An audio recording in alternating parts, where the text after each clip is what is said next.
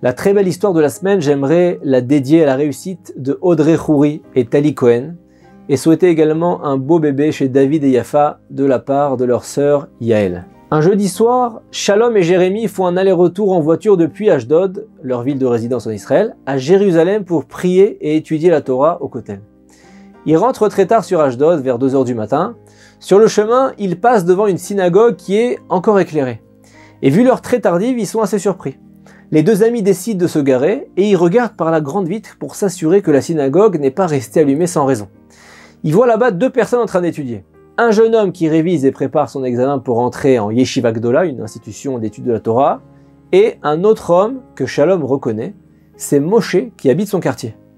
Au bout de quelques secondes, Shalom est très surpris de voir Moshe en train de pleurer. Il demande à Jérémie de l'attendre quelques minutes. Shalom y rentre dans la synagogue, il s'approche de Moshe et il pose la main sur son épaule pour le réconforter. Shalom lui demande avec une voix apaisante s'il veut parler un petit peu de ses soucis. Les épaules de Moshe s'abaissent encore plus, il essuie une larme et il vide son sac.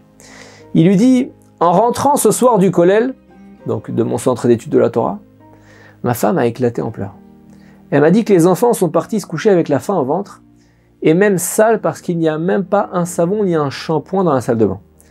Elle ne parle jamais comme ça d'habitude, mais il y avait du dégoût dans sa voix quand elle m'a dit « Tu ne peux même pas nous apporter du shampoing ?» Elle s'est enfermée dans la chambre, je l'entendais pleurer à travers la porte, mais elle a refusé de m'ouvrir. Je suis sorti, je suis venu ici, prier Dieu de me sauver. Je ne peux pas arrêter mon étude de la Torah, mais d'un côté, on ne peut pas continuer comme ça non plus. J'ai supplié Hachem de sauver notre famille. Je ne peux pas rentrer à la maison, me tenir devant ma femme sans rapporter du shampoing. Au minimum, c'est impossible. Et là, son copain Shalom lui dit « Mais pas de problème, je vais te chercher chez moi, je sais pas. » Moshe le regarde, il est content. Shalom lui demande de l'attendre le temps qu'il fasse l'aller-retour chez lui. En sortant de la synagogue, Shalom se sent un peu bête. Comment ai-je pu être aussi stupide? En quoi le shampoing que je vais lui donner va l'aider? Ça résout ni ses problèmes financiers, ni ses problèmes avec sa femme. Et là, Shalom retrouve Jérémie et il lui dit « Mais Jérémie, tu as de l'argent sur toi? Espèces, carte, chèque? Et aussi, est-ce que tu es pressé de rentrer chez toi aujourd'hui ?» Jérémie lui dit « Bon, j'ai quelques centaines de shekels sur moi. » Il regarde sa montre, il est presque 2 h 30 du matin, mais personne ne l'attend chez lui, bien sûr, à cette heure-là. Shalom lui expose la situation, il lui résume la conversation qu'il vient d'avoir avec Moshe, et ils décident d'aller ensemble faire des courses pour toute la famille dans un supermarché ouvert 24 h sur 24 sans interruption.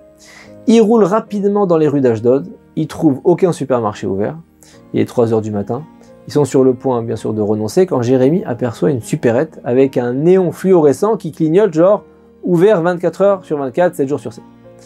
Jérémie fonce, se gare, enthousiaste, excité d'avoir trouvé un magasin ouvert, mais là, Shalom a le cœur serré. Le magasin ouvre 24 h sur 24, 7 jours sur 7, et pas 6 jours sur 7. Ce qui veut dire qu'il est ouvert le Shabbat.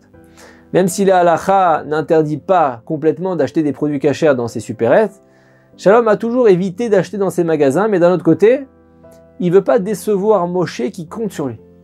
Jérémie aussi n'a jamais cherché à entretenir ces magasins, mais ce soir ils n'ont pas le choix. À contre-cœur, ils prennent un caddie, ils remplissent de produits de première nécessité et ils ajoutent des petites sucreries pour les enfants. Quand le caddie est plein, ils passent à la caisse, ils emballent tout et ils vont vers leur voiture.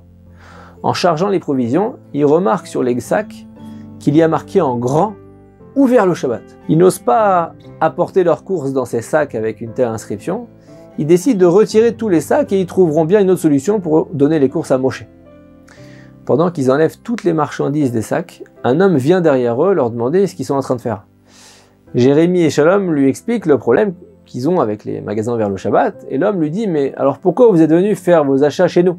Et là, les deux amis se rendent compte qu'ils sont en face du patron du supermarché. Ils expliquent ce qui a poussé à venir en pleine nuit. Ils s'attendent à ce que le patron s'énerve un petit peu, se moque d'eux. Il se met à pleurer. Et là, Shalom et Jérémie ne comprennent pas tellement ce qui se passe. Ils lui demandent si quelque chose ne va pas. Et le patron leur dit « Non, tout va bien, je vais vous expliquer. Comme vous voyez, je ne suis pas religieux, mais dernièrement, un organisme de Kirouv, donc qui cherche à rapprocher les juifs du judaïsme, m'a assigné une chavruta, un compagnon d'études ici à Ashdod. Ça fait quelques années qu'on étudie une fois par semaine la Torah. Il m'a appris à mettre les téphilines aujourd'hui, je les mets tous les jours, j'essaye de respecter le Shabbat comme je peux. Je viens pas travailler ici le Shabbat, mais mes employés viennent travailler le samedi, j'essaye d'avancer étape par étape, je fais ce que je peux. Et récemment, mon compagnon d'études a déménagé dans une autre région et aujourd'hui, ça va faire 6 mois que je suis sans personne avec qui étudier. J'ai même pas fait de don à la tzedaka depuis tout ce temps parce que je donnais toujours mon maaser, donc un pourcentage de mes revenus à mon ancien compagnon d'études justement. Et je sais que je suis en baisse spirituelle, alors j'ai supplié Dieu de m'aider exactement comme s'il était mon père. Je lui ai dit, Hachem, si tu veux vraiment m'aider, envoie-moi un signe. Une semaine est passée, rien n'a changé, mais j'ai encore prié. Et je lui ai dit, s'il te plaît Hachem, si tu m'aimes vraiment, s'il te plaît, envoie-moi un signe, un siman. Et là vous êtes arrivés. Vous êtes tous les deux apparus comme des anges. Hachem a entendu ma prière. Comme nous sommes ouverts le Shabbat, la plupart des gens religieux ne viennent pas par là. Et tout à coup, vous apparaissez à 3 h du matin. S'il vous plaît, trouvez-moi le numéro de compte en banque de ce monsieur pour lequel vous avez fait ses courses. Je voudrais lui donner un pourcentage de mes revenus et aussi l'un de vous, s'il serait prêt à être, s'il vous plaît, mon compagnon d'études de Torah. Et là, Shalom a immédiatement accepté. La vie de Moshe s'est considérablement améliorée. Et cette même semaine, Shalom et le patron de la supérette ont commencé à étudier ensemble les lois de Shabbat. Aujourd'hui, quand Jérémie et Shalom passent devant la supérette, ils sourient et ils remercient Hachem pour sa formidable intervention quand ils voient le néon fluorescent clignoter, ouvert 24 heures sur 24, 6 jours sur 7. Cette histoire nous montre à quel point il ne faut pas se limiter quand il s'agit d'aider notre prochain. Grâce à l'attention de Shalom auprès de Moshe qui pleurait, il a mérité avec son ami Jérémie de non seulement lui venir en aide d'une façon inattendue et très importante, mais de permettre à un juif qui voulait se rapprocher de la Torah, de faire tchouva, de respecter la sainteté du Shabbat en fermant son magasin le Shabbat. Et tout cet enchaînement de mérites inestimables avait commencé par une petite prière au kotel. Shabbat Shalom.